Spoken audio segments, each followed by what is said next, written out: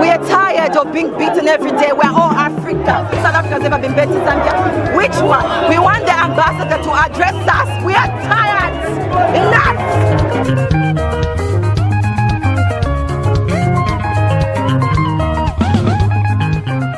Ingxaki zamapolisa zininzi and kwizinto ezininzi esesizifumene, to mention the few eWestern Cape, is that iNyanga neDelft ziphuma phambili kwi-matters ne-serious crimes. Motanenyi wana babai ndimi magaramba kuderera mashoku zinodiwana musiki chonaiga satanika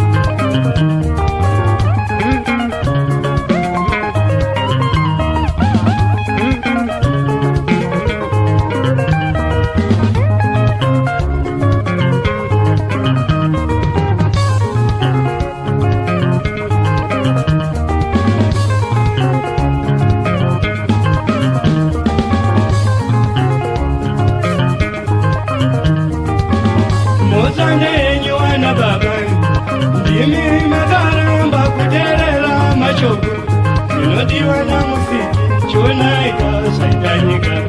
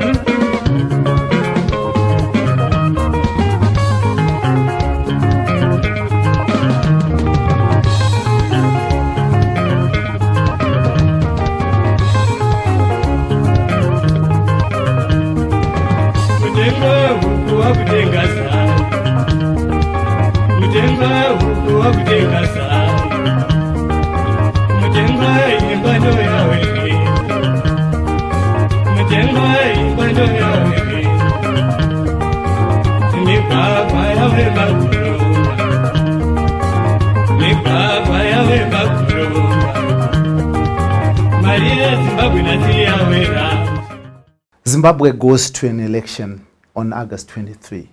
And not only Zimbabwe has an interest or a stake in these elections, even neighboring countries in the southern African region in SADC, they are concerned and they are also looking at this election. Just a few days ago, the European Union announced that it has sent its monitors in Zimbabwe and they'll be looking into this election.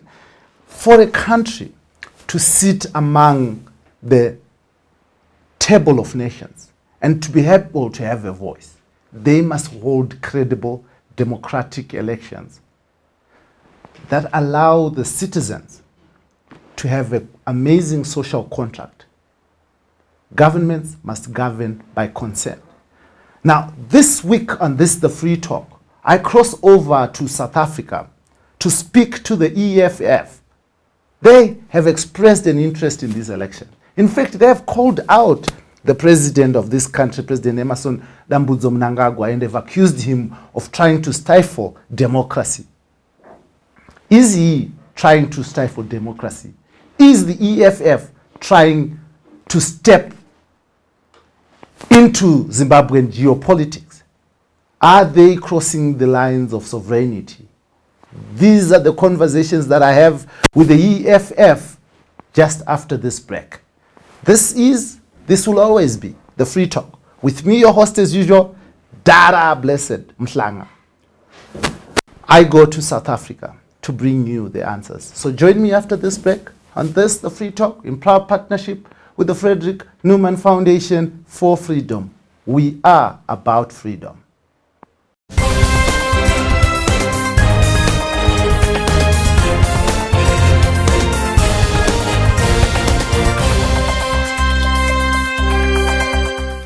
Now, welcome back to this Free Talk in proud partnership with the Frederick Newman Foundation. I am your host, as usual, Dara B. We are talking to the EFF. I am joined online by the EFF National Chairperson, Veronica Med. We are going to be discussing Zimbabwean politics and Zimbabwean future. We are also going to be discussing xenophobia and issues around South Africa-Zimbabwe relations. Now, welcome, Madam Honorable Chair for the EFF in South Africa. Ma'am, we are so delighted to host you here. Now, Zimbabwe and South Africa have strong ties and relations. Now, I'd want to understand from the position of the EFF how it views Zimbabwe-South Africa relations. Yeah, thank you very much for having us. Firstly, we are very delighted that you have agreed to have an interview with us. It's very busy this side. We are preparing for the EFF 10th anniversary. We are on the ground. And yeah, the EFF and as an organization, one thing we are proud and we pride ourselves with is that we are Pan-Africanists. And therefore, Zimbabwe for us is not another country. Zimbabwe for us is an African country with African brothers and sisters. We treat it as a sister country, and we are in Africa, and that's what we regard Zimbabwe is. It's our home.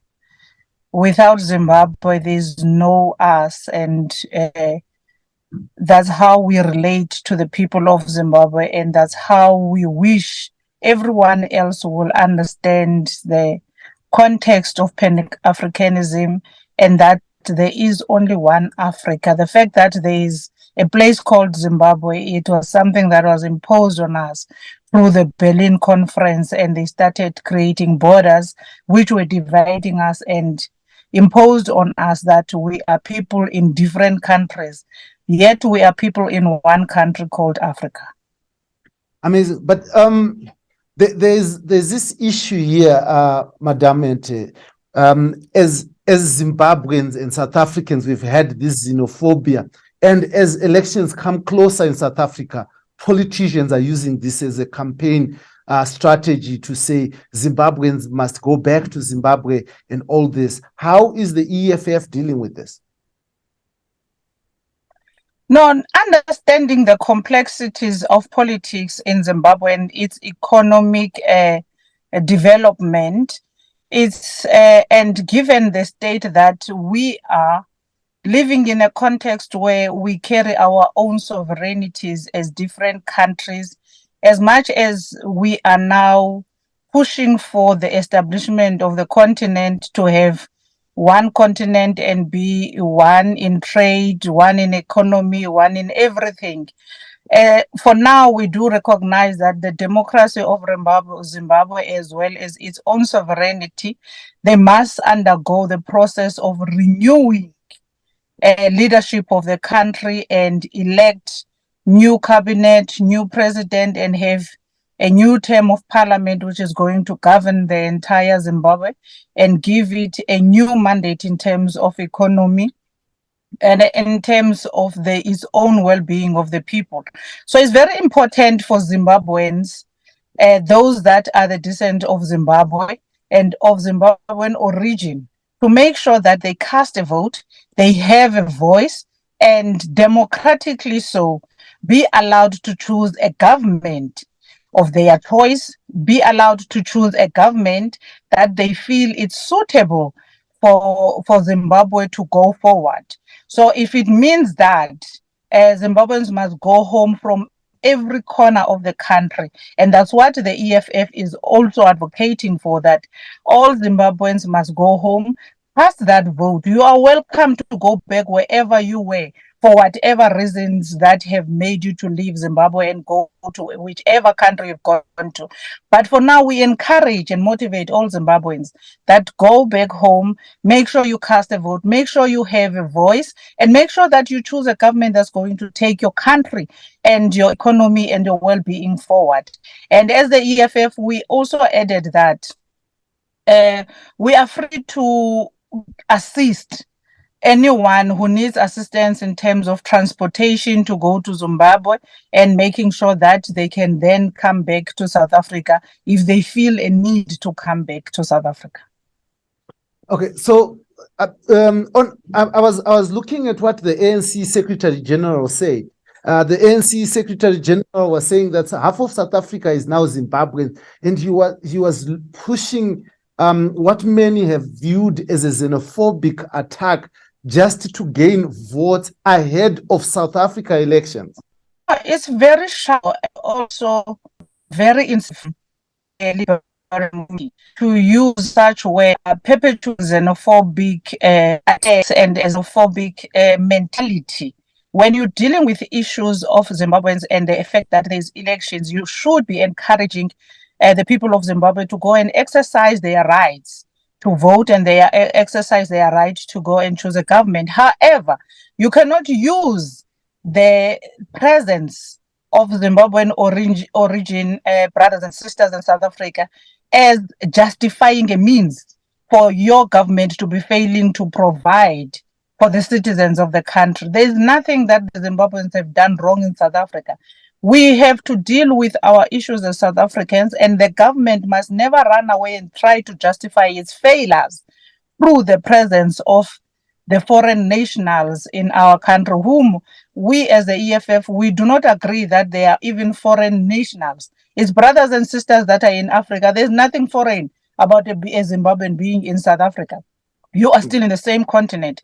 The very same way that the African Union has agreed that we must have one trade, and we have endorsed that in many of the countries in the continent. How is that movement of goods going to go about if we are going to justify the failures of our governments and failing to provide services to the citizens of each and every country by saying the presence of Zimbabweans and the presence of Namibians or the presence of Nigerians is actually hindering the services of government? If government is failing because the government, number one, does not have policies in place.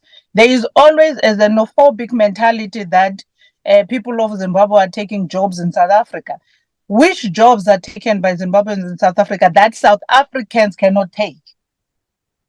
South Africans are free to do everything, but whichever space that the Zimbabwean people go and work in, they are allowed by bosses and company owners that are here in South Africa. So the company owners, in particular white people who own means of production, they employ Zimbabwean, number one, for exploitation, because they know that they are not of South African origin, and in most cases they are people who are not very much vested in the rights and the constitution and labor laws of the country.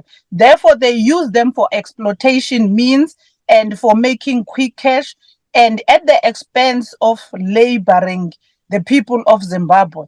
Number two, they do it to drive this bridge that we need to build between us and the Zimbabweans, and they are widening a gap between us to show that we are not one people. We are rather people that must be attacking each other, and they are doing it to praise themselves in such a way that we providing jobs. However, your jobs are being taken by Zimbabwean people, and therefore you need to drive them out of your country. And they are in that way trying to instigate Black Africans against each other. But you say you are preparing for 10-year anniversary, Madam Chairperson. And you have been 10 years in opposition. How has been the ride? It's been tough. That I could give you. It's been a long journey. However, it's been a fulfilling journey because our advocacy and the radicalism of the leftist movement has been revived.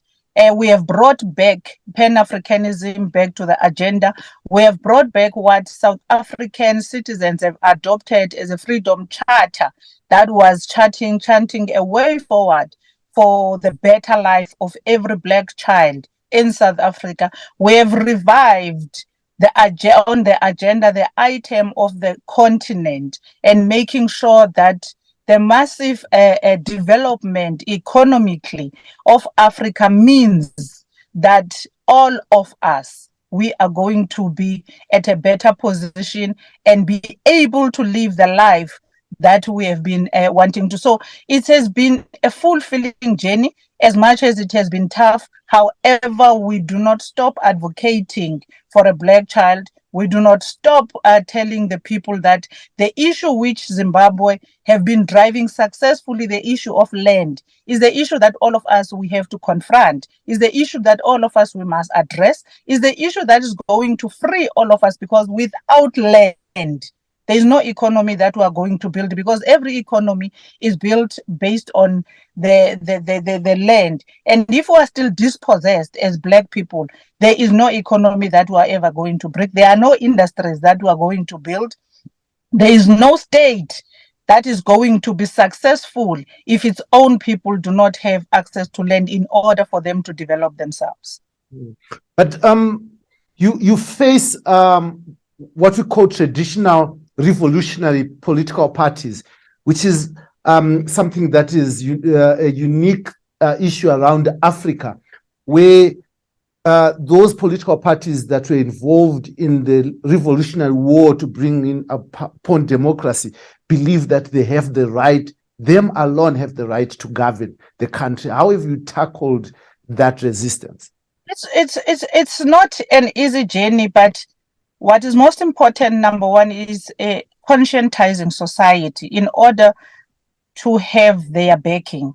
There is no war that anyone can win if you don't have the buy-in of the people. So from our angle, what we have mastered is conscientizing society. For as long as society can hear us, we are very much aware of what is happening, and we are very much hopeful that if society backs us, we will win whatever battle that we are getting into. Even with the liberation movement, they are failures now, the people say them, because what's most important is that people must understand their rights. People must understand what is beneficial to them.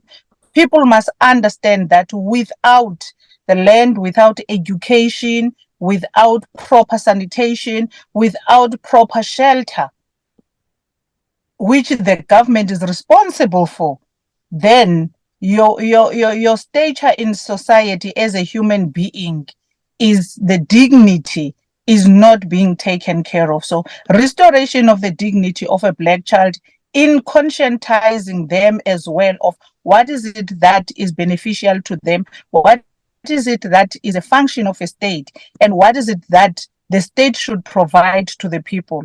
In that way, we fight that battle successfully. So amazing. But we have seen also in South Africa, most that we have seen also in Zimbabwe, is that state institutions have been used to try and close the democratic space for the opposition. We have seen the battles that you fight in parliament and how the Speaker of Parliament sometimes try to silence you and you are ejected from parliament. Let us talk about those battles, Madam Chair.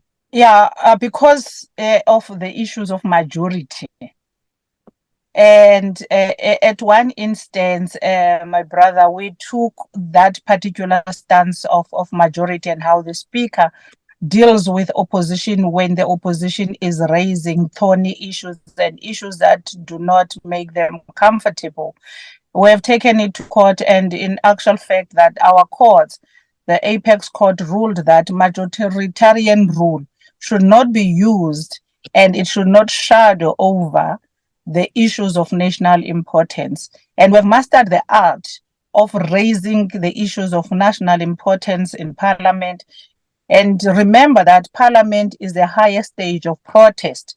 We protest even though we know the Speaker has the last word and the ruling in terms of what they want in the House. And the fact that the Speaker in South Africa comes from the ruling party and comes from the majority party, even from sensible issues like issues of land, when we bring such successful and efficient manner of parliament through a motion, and even if we are successful in raising that motion, we do not succeed in making sure that the motion is passed in parliament simply because the majority rules. But then also what's important is to understand that who are the liberation movement majority, who are they serving? And in this case, they are serving the minority in parliament, because the agenda of the Freedom Charter was that the land belongs to everyone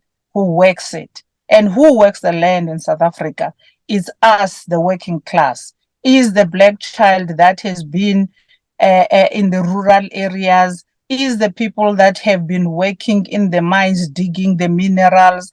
These are the children that have been dispossessed of this particular land. But because the agenda is driven on the level and the argument that no investors are going to go away, which investors will go away? So you'll understand that the rulings of the speakers in parliament, most of the time, they are serving the minority, not necessarily taken based on the interest and the benefit of the people whom we are representing in parliament. So that's the battle we're dealing with. But with the consciousness levels of society, they begin to see that even if the EFF is raising such important issues, that the issues which the people must benefit, they are shut down. To some extent, we are brutally removed from parliament. We get injured, women get injured, some women got miscarriages and all of that. But there is an appreciation from the South Africans that with the EFF, at least we know there is a voice that is descending. There is a voice that fights the status quo. There is a voice that fights the big boys who are owning means of production in South Africa, in ensuring that all those minerals are shared among South Africans, all the land belongs to all South Africans, and the access to that land should be, at the end of the day, be enjoyed by all. Mm. But you talk about land, and you give us an example of Zimbabwe, which has successfully taken the land from the white minority. But the economy of Zimbabwe started going downwards from that point, and most of the land now is lying unused and idle. How do you hope to confront those issues, especially when you call the land reform in Zimbabwe successful? You know, simply because of the sanctions in Zimbabwe that were imposed by the West, then the economy of Zimbabwe became stagnant, because when you are suffocated, obviously you won't breathe. But in South Africa is not the case. We are not suffocated as yet. We do not have sanctions with us. Why are we not giving access to the people? And the land reform goes with the education on how to deal with the land. Land is not only for agricultural purposes. If you need a hair salon, you can't have a hair salon if you can't build it somewhere. If you need a car wash, you can't have a car wash if you don't have a piece of land. Even if you have water, you cannot use that water for anything. You can't build a restaurant if you don't have land. So the issues of land come with conscientizing society once more on what is it that the people want.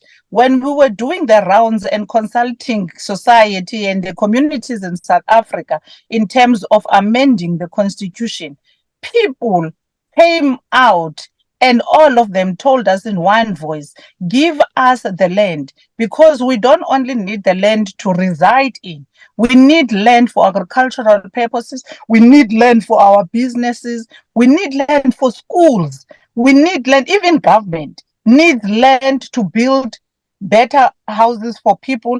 We must be buying land as government from anyone who's willing to sell. But if there's no one who's willing to sell, therefore it means that people are going to be staying as backyard dwellers. They are going to be 20 people in one household simply because the state do not have access to its own land. Therefore, the importance of the state owning land and equally redistributing that land to the people for the purposes of using it for whatever economic means, residential mean, then we are not going to have a problem, which I believe Zimbabwe also followed the same. But because the West, once it sees that it's overpowered and a black child has taken a decision of taking what belongs to them, they find another economic means of blocking you. So if you are blocked from trading, you become suffocated. But there is no one who can block us from trading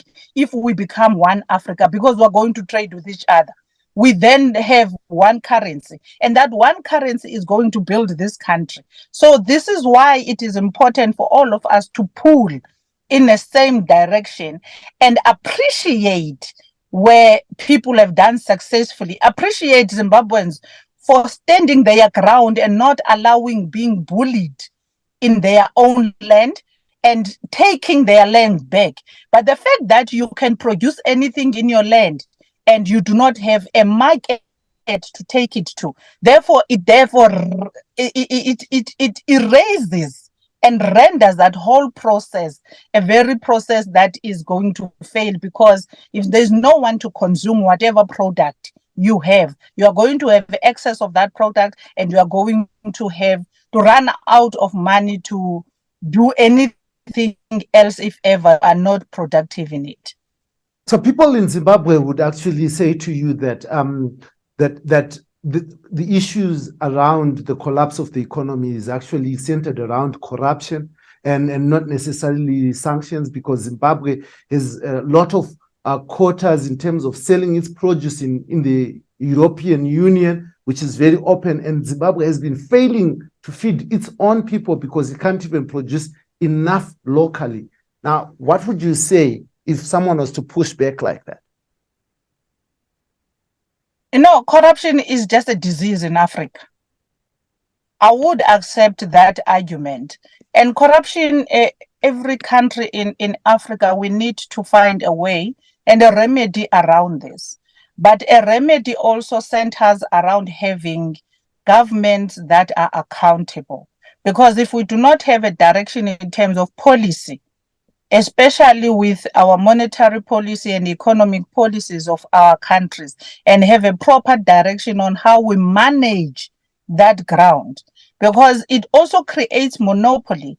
Another argument would be that Zimbabweans are producing, they are successful in that part, but you find that there is a monopoly in the industry where only a single family or a single person who owns a bigger a way of exporting, those people exploit those who are your beginners in terms of farming, and there is no protection of the infant industries. So if we don't protect the infant industries in terms of the upcoming farmers, those that are at the beginning stage, those that are coming straight out of school and going into the working industry, starting their businesses, it's not going to be a successful and efficient economy that is going to be driven, and it's then going to suffocate everyone.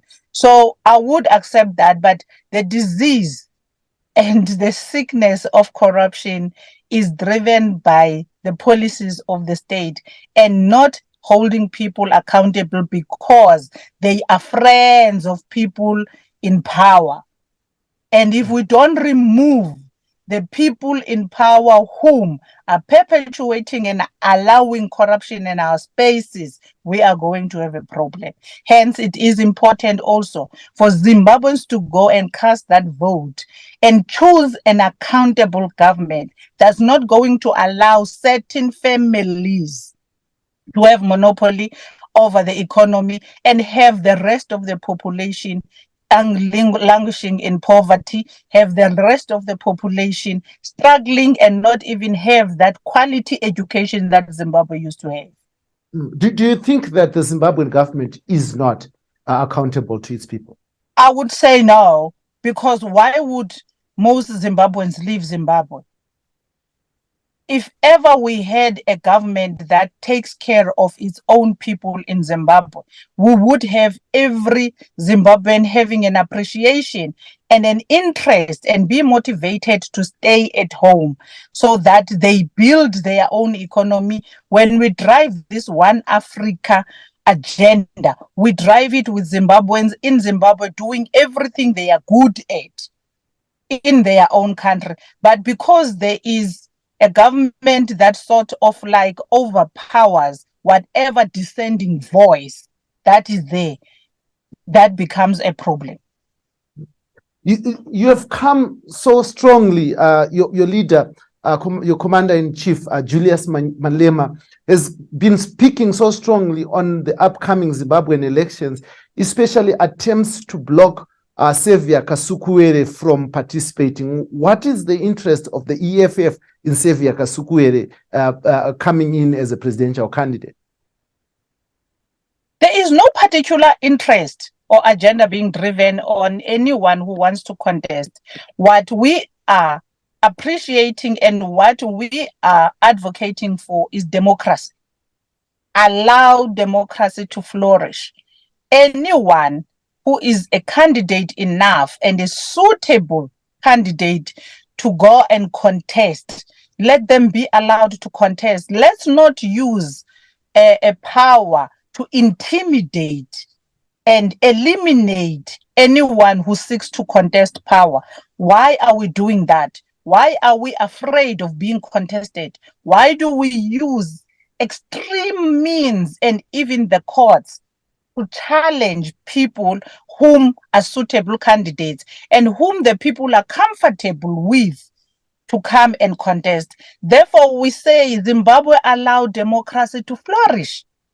Do not stifle democracy. Do not suffocate the next person. Citizens of Zimbabwe must feel free to follow the constitution. They must feel their democracy in action. They must be able to exercise their rights. That's all that we are saying. So Kasukuwere cannot be eliminated simply because he is seen to be a person whom many people are resonating with. Let's allow anyone to come into the space of contestation. Let that ballot be a deciding factor as to who then leads Zimbabwe. Someone would then argue that you are crossing the lines of sovereignty here, as let Zimbabwe do what Zimbabweans do and South Africans concentrate on your own elections. No, then that would be very much aloof. Because for all of us to have the democracies that we have, other countries and even outside Africa had to fight the state of apartheid, the state of colonialism. And we cannot then sit as South Africa and be quiet and not have an opinion and a suggestion and an advice to what must be followed by Zimbabwe. Because Zimbabwe, the failure of Zimbabwe, by the way, is the failure of the South Africa, because we are neighbors. If Zimbabweans are facing trouble, there is no way that South Africa is going to fold arms. Therefore, we cannot allow injustice in Zimbabwe, because the injustice in Zimbabwe is an easy injustice to South Africa. Whatever becomes the result of that is going to result into South Africa having to intervene on things that we should have intervened before and correct them and assist each other in ensuring that we are capable leaders that are taking care of our citizens. Now, you said that you don't have any particular interest as EFF in Xavier Kasukuwere, but Xavier Kasukuwere, we have seen close ties between your leader and yourself as a party, EFF, with the late Robert Gabriel Mugabe. Even when he passed on, your commander-in-chief was in Zimbabwe to pay tribute to him. And even when Kasukuwere was hosting a memorial in South Africa, in South Africa, your president, Julius Malema, addressed that. Now, that to me looks like you, as an EFF, have strong interest in Xavier Kasukuwere leading this party. Would you deny that? No, I would not deny. There is something called building relationships amongst Africans. When the President Robert Mugabe, may his soul rest in peace, passed on, we commemorated him because there is something about him and important about him. Remember the generation of him, Tambo, Sobukwe, Mandela, Nyerere, and all of them. They will remain our African leaders because they paved a way forward to our liberation. And therefore, they play a very important and a vital role in our politics and our consciousness, in particular, Black consciousness. If it wasn't for people like Ndade Mugabe, Black consciousness wouldn't have been at the stage where we are today. We must appreciate their contribution. We can't erase them in history because they made us who we are. For us now is to move forward. For Kasukuwere, he's an African brother. I'm here today from this side speaking on the media of Zimbabwe. That's relations between our communications. We must appreciate the fact that let's stop and introspect and try to bring down the walls that have been erected between us.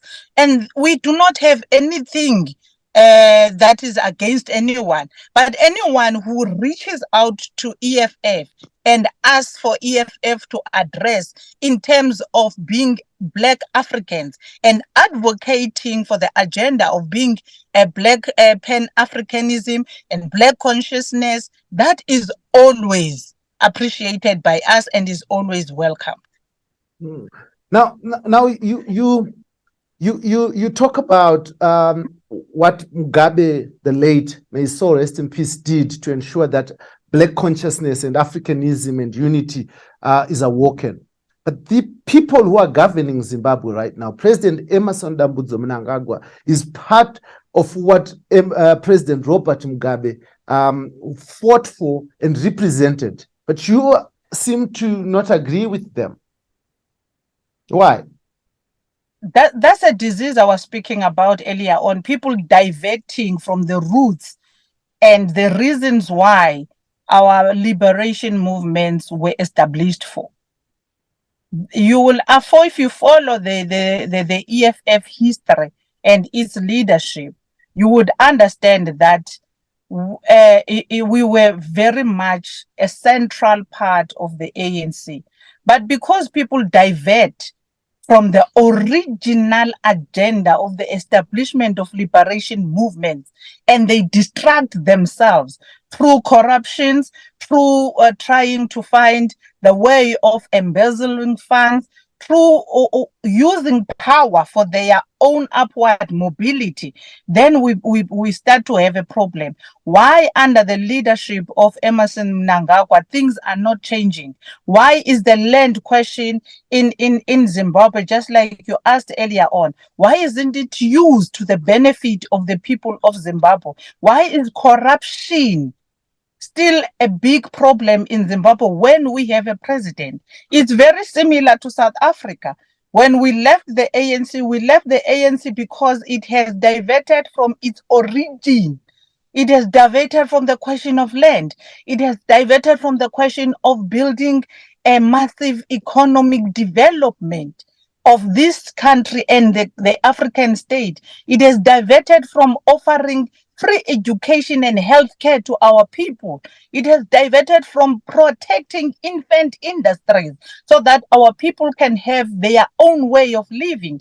Therefore, we cannot sit and not critique the leadership of Emmerson Mnangagwa because it is diverting from what the liberation movement of Zimbabwe has been. It has removed itself from the origins, and even if it's removing itself from the origins, but also having military playing a central part in driving whatever agenda of Zimbabwe is also allowed by president. If ever we find soldiers in South Africa, we know they are deployed by president. But why would the soldiers be deployed to go and kick anyone who speaks against the liberation movement? That cannot be correct. That cannot be allowed, and it should be called out.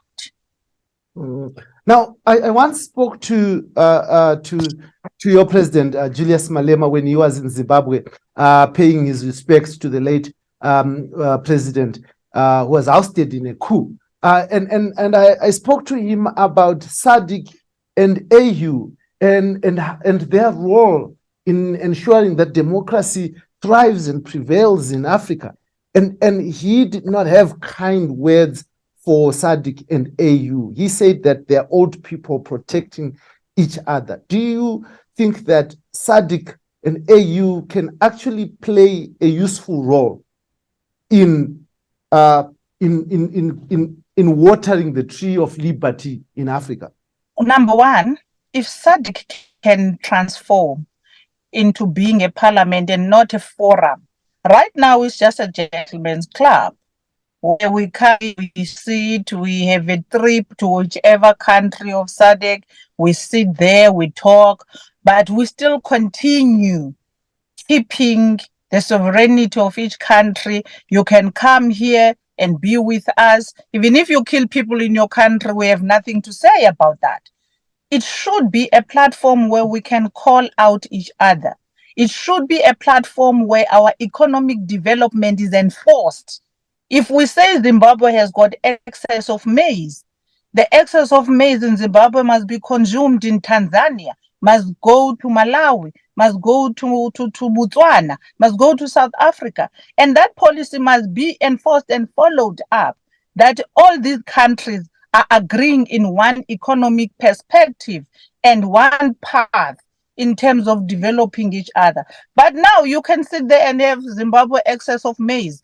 But even if you come to SADC to say, can I ask SADC to intervene in order for me to open the channels of exporting this maize amongst my sister countries in SADC? That cannot be enforced. South Africa will buy it if it wants to. If it doesn't want to, it will say, I have sovereignty, I'm taking it from Brazil. I'm not taking it from you. Therefore, the state in which SADC is operating now it's more like a dinner club thing.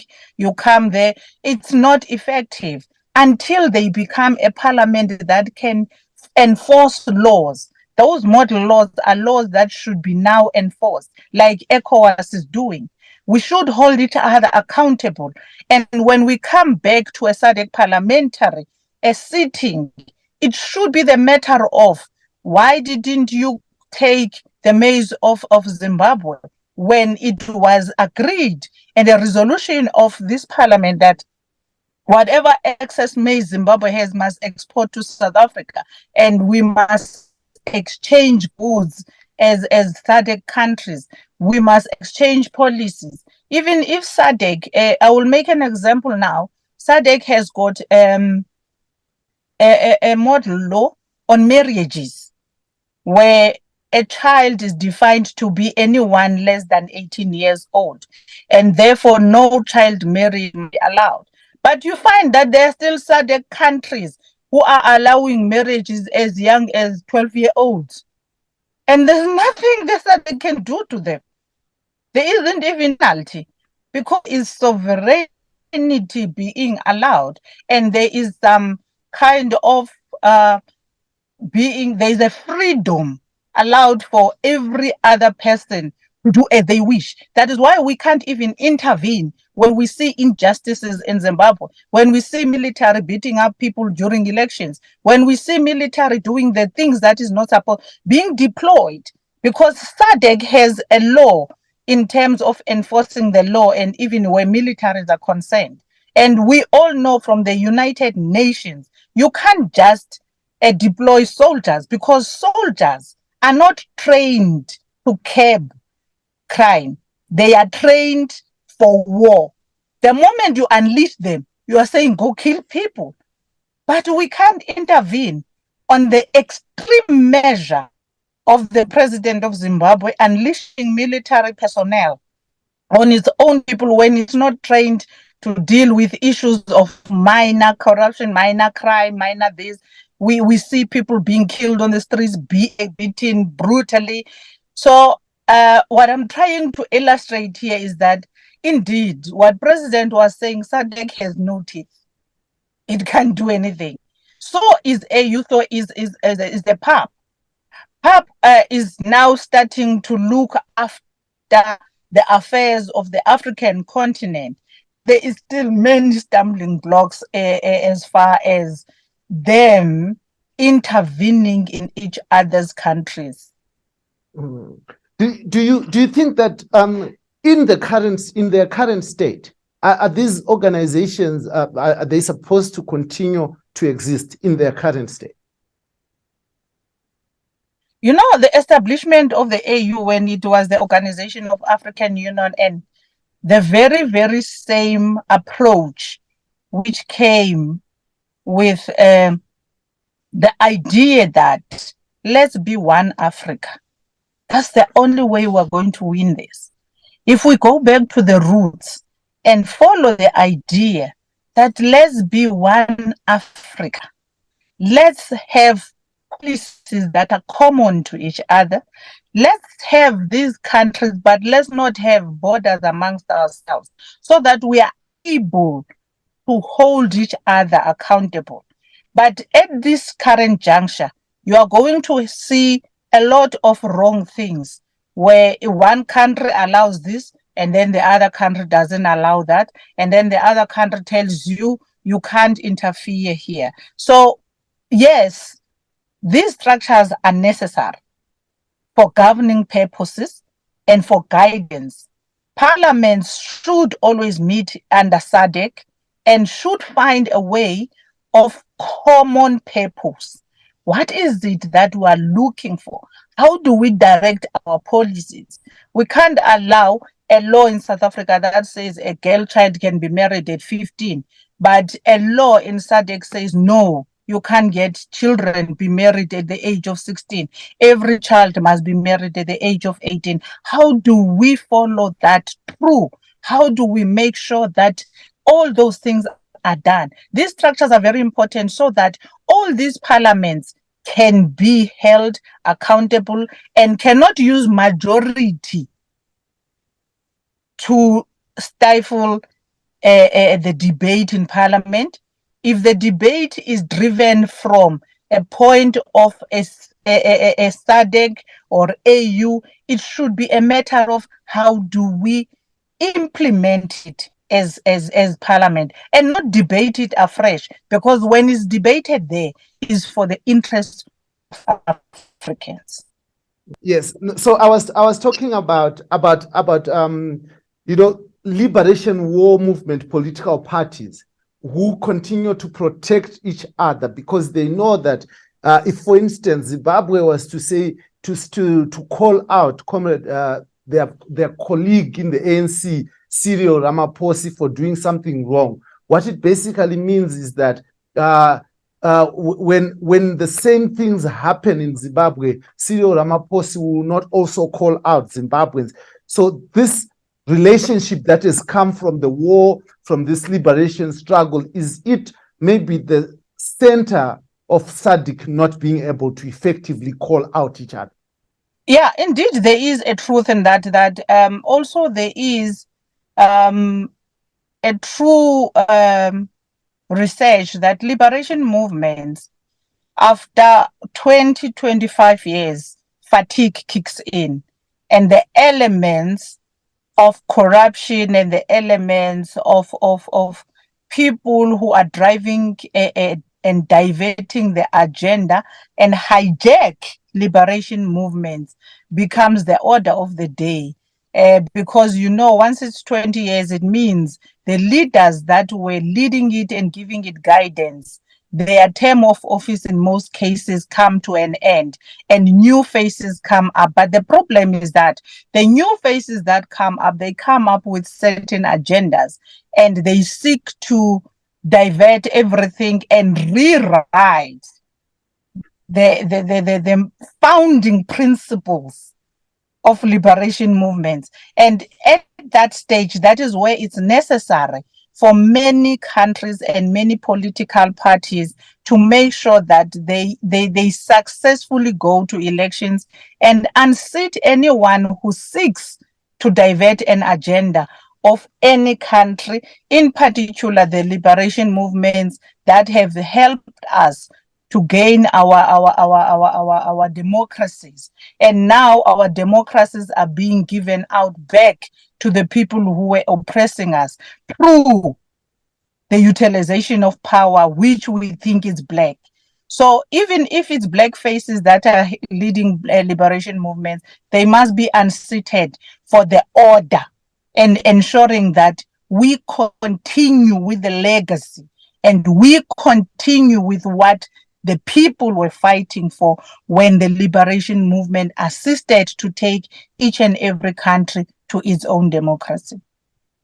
Now, how do you feel, Madam Chairperson Met, how do you feel that the relationship between ZANU-PF and ANC in terms of they appear to be very closely knit and supporting each other, but you talk of the government of Zimbabwe not being accountable and brutalizing its own people. Now, as a democratic South African, as an individual, how do you feel about your country causing up to things that you are calling out as undemocratic? That is why it is important for political parties like the EFF to gain momentum and intensify the struggle, because we don't feel more important. We don't feel like we are citizens worth living in the country. But we have to fight for the country. We have to fight for the freedom of our people. We have to fight for the agenda of the land. We have to fight for the benefits of our people. And we have to fight for this state to be responsible and to be accountable to the people. There is nothing important and there's nothing beautiful in South Africa under the current liberation movement. As much as we call out what is happening in Zimbabwe, it's happening here at home.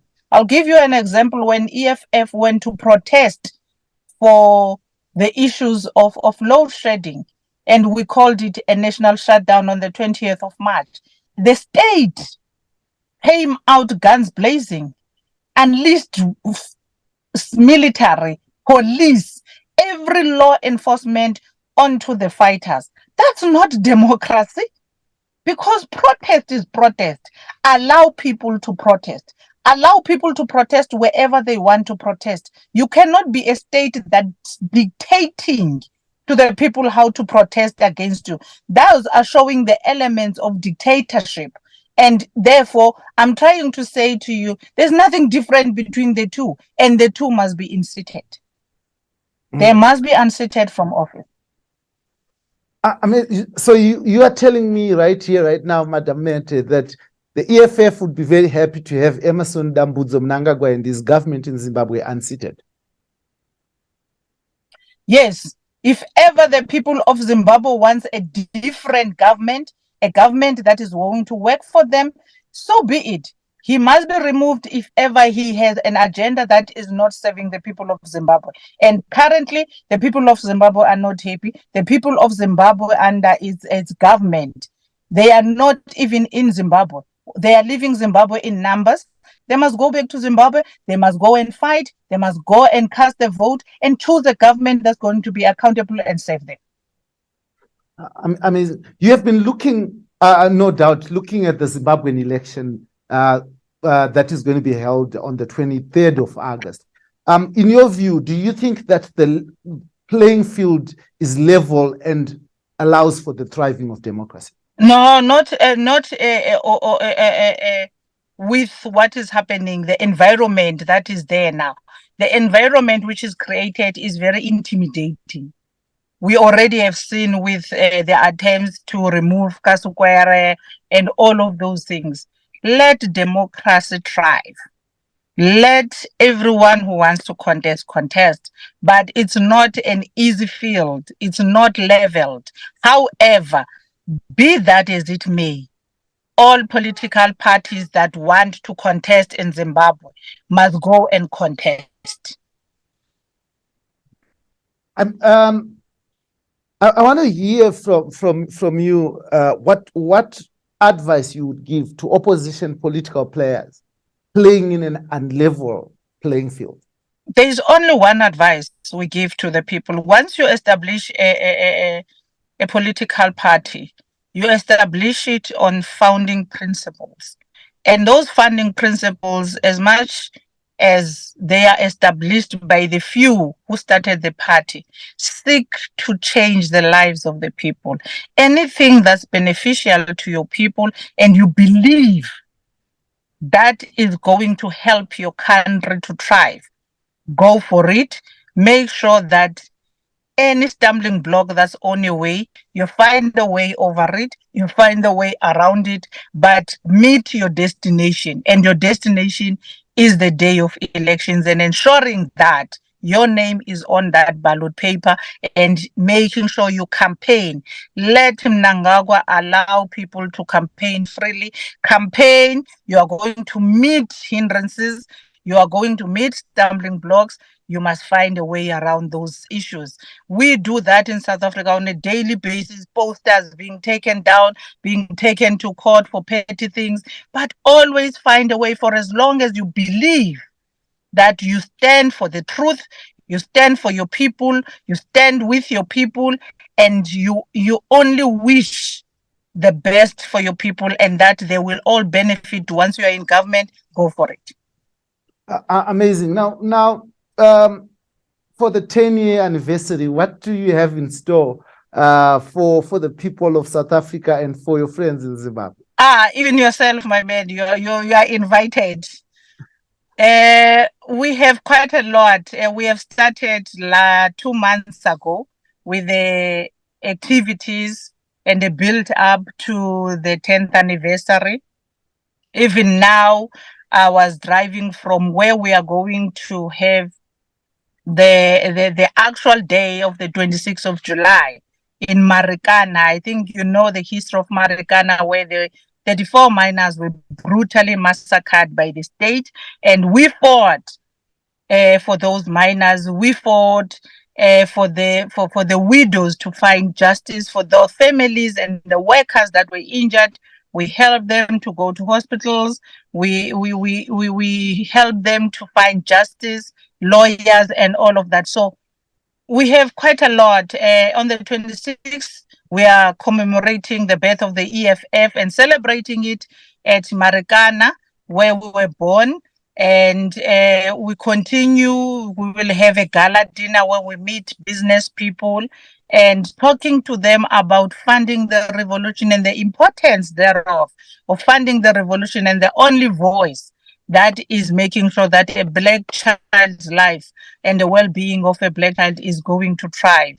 And from there, we will be meeting with very different sectors and also different ambassadors from all countries, internationally, regionally. We'll be talking to different leaders from different countries. And on the 29th of July is the festivities of the working class. We have 100 cows, over 100 cows for the day. It's really going to be nice and fun. We are there to revive the spirit. We are there for the call. We are reviving the expropriation of land without compensation. But the people of South Africa and Africa are all invited. They will join us at the FNB Stadium, and we will be celebrating with them. We are also paving a way forward to the 2024 elections, and part of the day will be reminding our structures on how to go about reaching out and getting consultative meetings on manifesto of the EFF process that we will launch at a later stage. But it's going to be all fun, and yeah, You are also very much invited. We wish to see you on the 20th, from the 27th at Gauteng. I'll be indeed the guest of the chairperson at the EFF celebration. But Madam, I'd want to know your views or your prospects in the 2024 elections as EFF. What do you think it holds for you? It's very obvious. The presence of the EFF is very obvious. The presence of the EFF has our establishment since our first strides and progress, and we have managed to take the liberation movement under 50% in the previous elections, which was local government. Even in 2019, they struggled to reach the 53%, but this year it's given, and all the research work and the statements that have been undertaken by different companies and different organizations are actually affirming that the EFF is going to grow massively, and the EFF is going to stamp its authority in 2024, and the union buildings are calling us. So that's our prospect. So 2024 to you is a year that history will change in South Africa. Absolutely. Our young lions in the EFF and the student command of the EFF, they already have a slogan that 2024 is our 1994. You'll understand that 1994 was the first time that every person in South Africa was allowed to vote. Then now 2024 is our 1994, and we are going to the union buildings. We are going to deliver on our founding manifesto and the manifesto that we will be launching later on for our elections. Amazing. So I follow EFF politics in South Africa, and I happen to know that the EFF like the song Ayasaba Magwala. Of course. The loose translation of that is that the cowards are trembling. And we are here. The cowards are indeed trembling, and no one can stop. This is a force to be reckoned with. We are a formidable force. We are a force that does not fear anything. We are fearless, we are radical, we are militant, and we are not scared of anything. No one can intimidate us, not even those that are holding the higher echelons of power. Amazing. And tell me, you walk into parliament dressed in overalls and you know, and as workers. Why? What is that inspiration? Why did you choose that? We chose that because our founding manifesto says we are the advanced detachment of the working class. And who are the working class? The working class are those that have been forgotten, those that are domestic workers, those that are gardeners, those that are security guards, the people of Marikana who became an inspiration in the establishment of the EFF. In fact, the very last occasion which affirmed that a different voice is needed was that Marikana massacre, which became a stamping voice to all of us that we ought to find another voice, we ought to find another political home that's going to drive an agenda for workers. Workers cannot be killed simply for asking for a living wage. So that was an inspiration to our outfits, and our outfits is a reminder for the people in parliament, those are sitting in suits there, that remember why you are here. Remember you serve here. You serve on behalf of the workers on the ground. So we cannot remove ourselves from the workers' clothes simply because they become a constant reminder. It's not only in parliament, all legislatures, all councils, our public representatives wear that attire simply because we are the advanced detachment of the working class. Amazing. I want to thank you so much, Madam Chair, for joining me. And it's so refreshing to speak to such a powerful voice, such a powerful and beautiful woman, if I might add, who is determined to fight for those who cannot speak for themselves. Most people, when they make it in life, they look at their own surroundings and they forget others. And I'm touched by the passion and commitment that you have shown while we're having this conversation.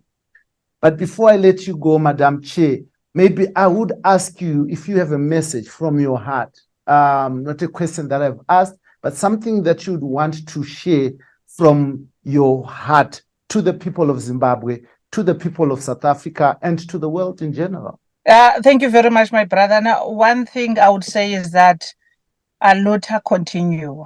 The struggle is not over. We ought to go back and revive the call for the revolution. Our leaders who have led us, most of them have left us. And unfortunately, they left us with corrupt leaders who are only looking for their own upward mobility. We ought to restore order. We ought to restore the dignity of a Black child.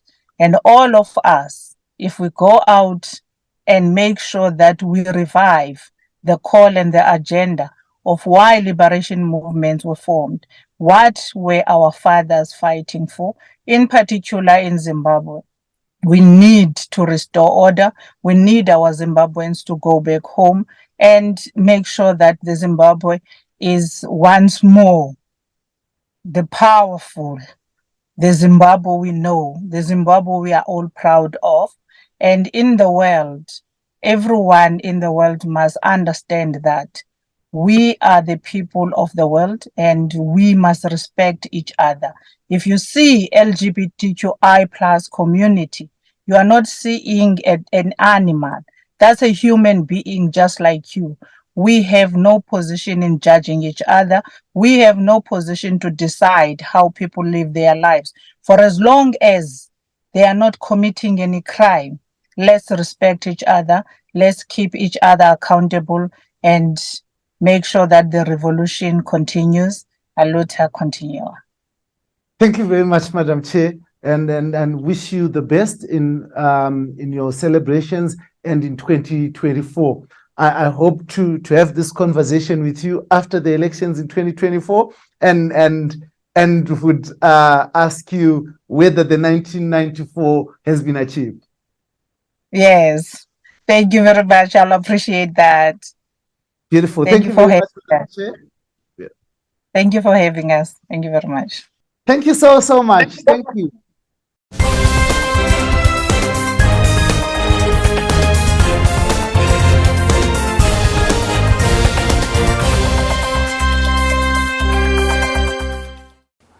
Thank you very much for joining us on this, the Free Talk in proud partnership with the Frederick Newman Foundation for Freedom. We will continue to bring you incisive discussions. We will continue to bring you issues that matter. And we will continue to ask the question, so what? Until you get the answers. Now I was speaking to one powerful woman, the chairperson of the EFF, and she was sharing her views with me here on this, the alternative platform. This, the Free Talk. This in proud partnership, the Frederick Newman Foundation here on the Heart and Soul TV and radio. We are the alternative. Everyone's voice matters. Everyone should be heard. And we will make sure that it is heard. I'm your host as usual, Dara B, and I'm out.